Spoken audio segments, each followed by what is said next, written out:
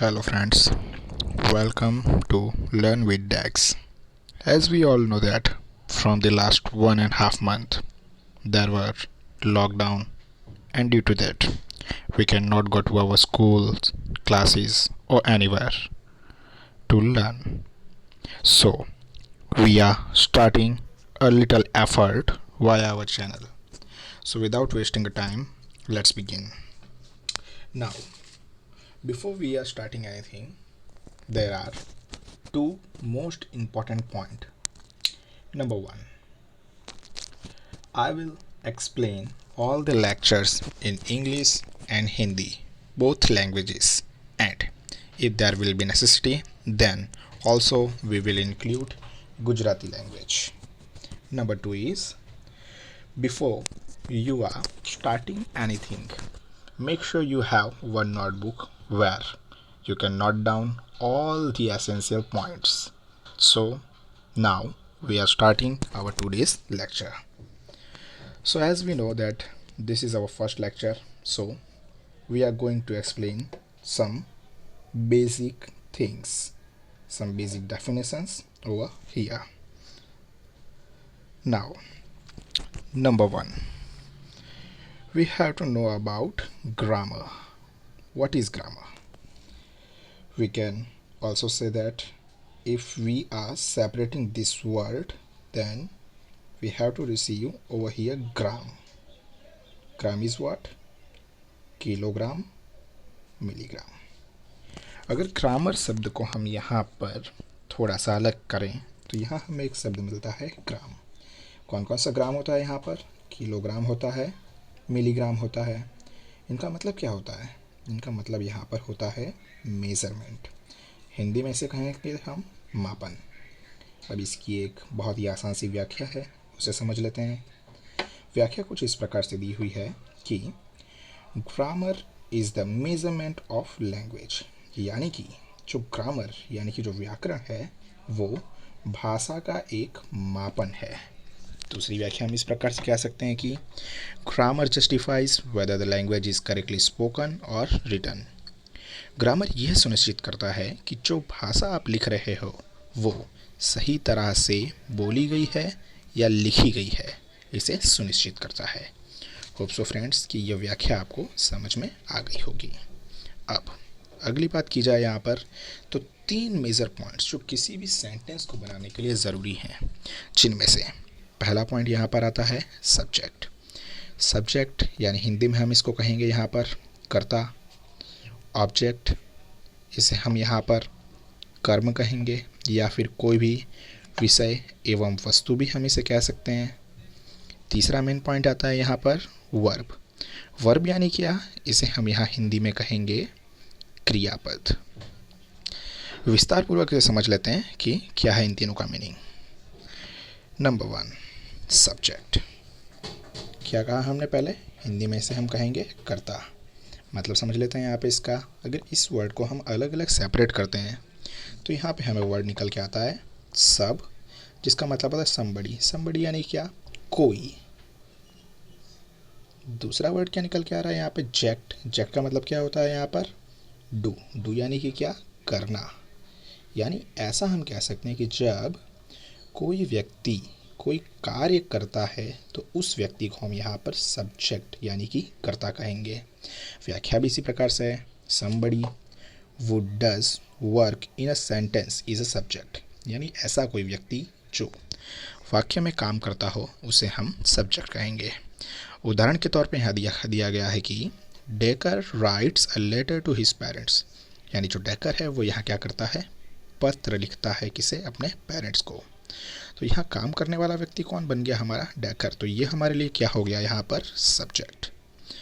उसके बाद कभी कभी ऐसा भी होता है कि sometimes subject can be seen in a state. यानी कि सब्जेक्ट हमें क्लियरली कोई नाम से नहीं बताया गया होगा, बल्कि वो हमें किसी सहायकारी क्रियापद प्रोनाउन से बताया जाता है. फॉर एग्जाम्पल यहाँ पर देखा जाए कि सी इज़ ए टीचर.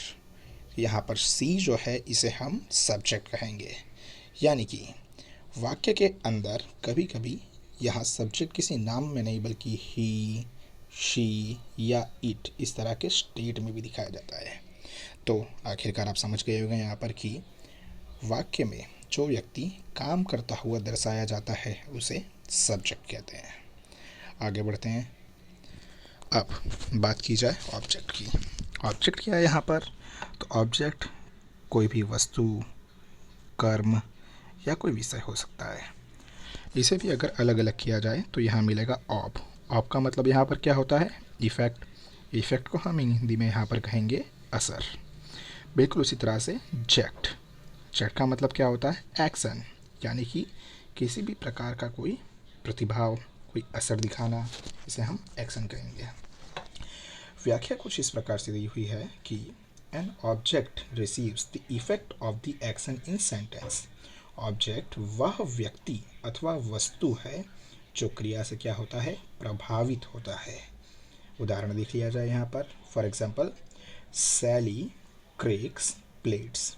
सैली तो हमने पहले देखा यहाँ पर कि हमारे लिए हो गया सब्जेक्ट। प्लेट्स, प्लेट्स हम यहाँ कह सकते हैं कि ये कोई वस्तु है। इससे प्रभाव क्या हो रहा है कि सैली जो है वो प्लेट्स को तोड़ती है। तो तोड़ना यहाँ क्रिया हुआ, प्रभावित होती हुई वस्तु क्या है? प्लेट्स। तो इसे हम कहेंगे यहाँ पर ऑब्जेक्ट। अब आगे की यहाँ पे बात की जाए तो कभी कभार ऐसा भी हम कह सकते हैं कि वस्तु द्वारा वाक्य में कार्य दर्शाया जाता है। जैसे कि उपरोक्त वाक्य में प्लेट्स टूट रही हैं, तो यहाँ प्लेट्स क्या हो गई हमारे लिए? ऑब्जेक्ट। नेक्स्ट पॉइंट की बात की जाए यहाँ पे तो वर्ब, और बहुत ही इम्पॉर्टेंट पॉइंट। पहले यहाँ पे बात की जाए तो हम एक चीज़ ये कह सकते हैं कि वर्ब जो है ये साधारणतः ऑब्जेक्ट से पहले आता है। बिल्कुल बात भी सही है। यहाँ ऑब्जेक्ट था हमारा प्लेट्स, और इसके पहले अगर देखा जाए तो हमें मिलता है यहाँ पर वर्ड क्रैक्स। तो ये क्रैक्स जो है ये ऑब्जेक्ट से पहले, मतलब ये हो गया हमारे लिए यहाँ पर वर्ब। डेफिनेशंस को समझते हैं यहाँ पर। सबसे पहले मीनिंग ऑफ वर्ब, यानी कि क्रियापद का मतलब क्या है? तो you know the words oral verbal. Verb, verb का मतलब क्या होता है यहाँ पर? टेल। टेल यानी कहना, बताना। A verb is a word that tells about the action और स्टेट और सब्जेक्ट। यहाँ पर वर्ब जो है यहाँ क्रिया के बारे में बताता है। किसकी क्रिया? तो वाक्य में अगर कोई क्रिया दर्शाई गई है उसके बारे में वर्ब बताता है यहाँ पर, इसीलिए उसे क्रियापद कहते हैं। एक उदाहरण देखा जाए। She writes a letter to her friends. Writes, writes यानी लिखना। लिखना क्या हो गया यहाँ पर? एक क्रिया हो गई। यानी कि यहाँ राइट्स यानी लिखना जो एक क्रिया को दर्शाता है। दूसरा देखा जाए यहाँ पे, she is teacher in a school.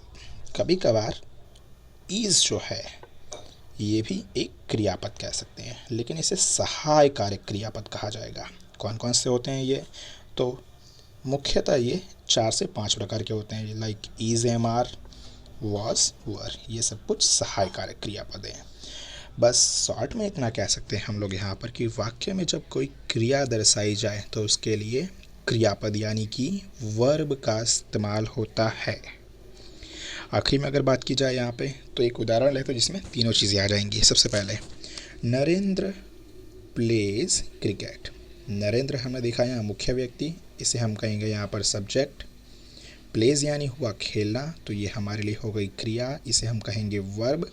और आखिर में क्रिकेट जो कि क्रिया के बाद आता है, तो ये हमारे लिए हो गया ऑब्जेक्ट। होप सो फ्रेंड्स आपको ये वीडियो पसंद आया होगा।